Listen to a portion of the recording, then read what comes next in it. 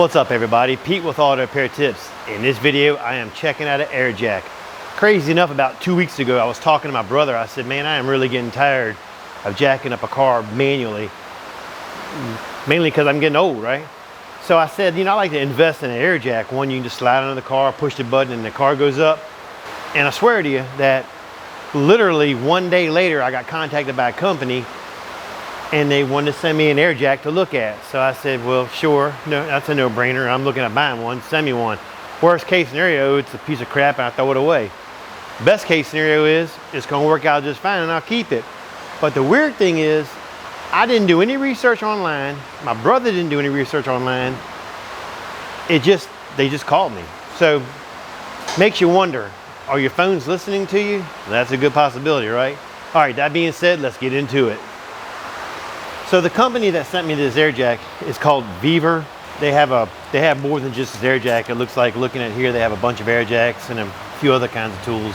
When I do an unboxing, I don't show an unboxing because no one really cares about the box. They care about the tool. When it came in the box with, this is your main piece. The wheels were already on it. The handle came in two pieces, lower and a top. These fittings were already on there. The hose was already connected to the base, just wasn't connected to the upper handle. When you put it together, you get 4 bolts for the bracket here that holds the handle together. You're gonna have to cut the tube a little bit. It's because they gave you a little more than you need when you're putting it on. A couple things I noted when I was doing it, the base seems pretty sturdy. When I was putting it together, I noticed the bracket wasn't like the best quality metal. It does serve its purpose. The bolts and nuts, I'm gonna have to replace them, because as I was tightening them up, they just stripped, so which tells me that they're kind of poor quality on the bolts. And this hose right here, this is what feeds the air that raises it up. On the green side, the red lever, when you use it, lets it lower down and it comes out the pressure valve here.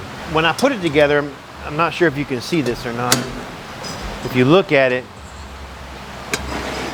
you see how the handle's bent? That's because I couldn't get the bracket tight all the way. That's probably something they should redesign if they're going to continue to sell these. The handle needs to be a little bit better than it is. But there again, I guess it's just a handle. All you're doing is just sliding it and pushing it back and forth under a car. Got different adjustments. That's straight up. That's your mid one.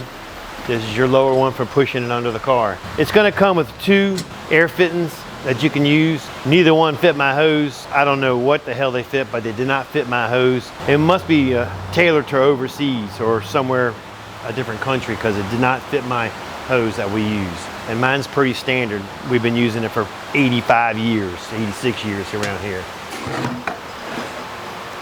So I gave you my opinion on the handle. Let's move on to the base. That's the most important part. That's the lifting part. Looking at the rubber, the feel of it, the quality feels good. I think we're okay there. Where I think this thing lacks at is going to be the lifting part of it. This is what actually hits the car when you're bringing it up and down. This should have been twice the size. It'll work, it's just not big enough. The steel plate here seems good. It's about 3/8 thick. I don't know what grade the metal is, but I think it's going to be okay. That being said, let's just see how this thing works.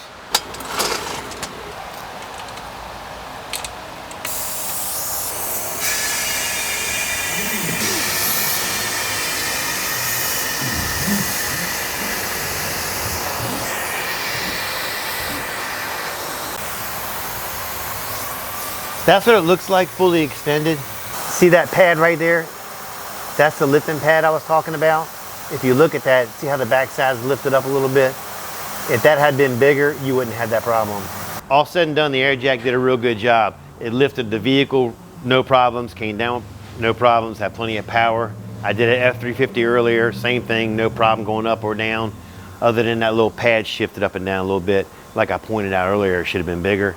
The handle, I wish I'd have seen a little bit better on the handle. That's still a little weak. I'm gonna put a link in the description below where you can get this jack at. I'm not gonna make a dime off it. Just go to that website. I don't know how much the jack is at this time. I think it was a couple $100 at the time I was making the video. I don't know what it is now, but I won't make a dime off it. It's just a link for you to go get an air jack if you're looking for one. All right, I appreciate you watching. Don't forget to like, subscribe, and leave a comment. Catch you later.